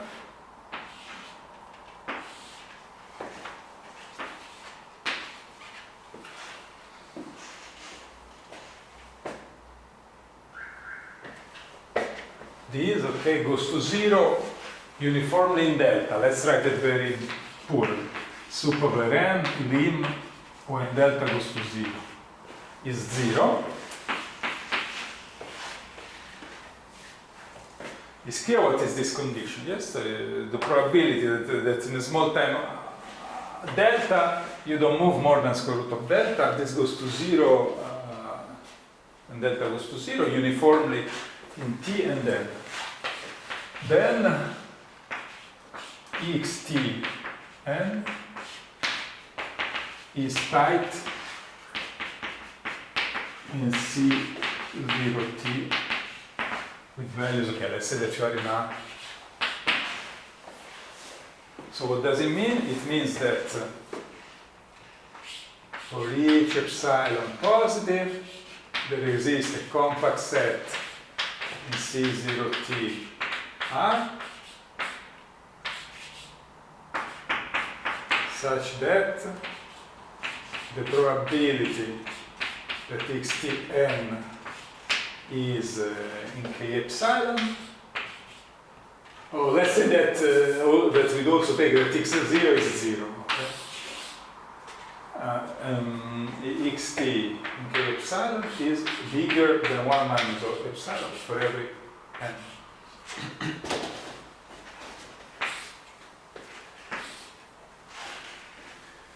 What is this stuff, yeah? We have seen that we can control the probability that the soup of some Brownian motion and martingale, something that plus a martingale is bigger than something, okay? So this thing that you have inside for all this differential equation is something which is easy to control. You just write this difference as the integral between t and r, then everything is like, this is square root of delta, this term like integral of b, this is of order delta, all this term in dt, this difference is of order delta. And on the term with the martingale, this thing is like, we know that is just Elder, but in reality, we have good bounds to control the soup of that parts. Okay, we know this is not a big deal. However, there is a soup over time inside, over one time. We fix this is t like the initial time, and then this is the integral between t and t plus r. Ah, okay. But if I put two soup inside, this is much more problematic, yeah, because all this technique with soup of martingales, they don't work. Okay. So who are compact set? Here, this is Ascoli-Arzela, equibounded, equicontinuous. We start in 0, equibounded is automatic, it's equicontinuous. So we need to check equicontinuity. Equicontinuity means exactly two soup inside. The compact sets are those where the soup of a t and s of xt minus xs goes to 0, okay?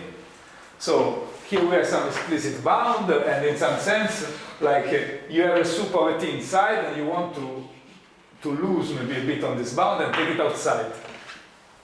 It's a technical effect, but it's what you always use to prove compactness of stochastic process,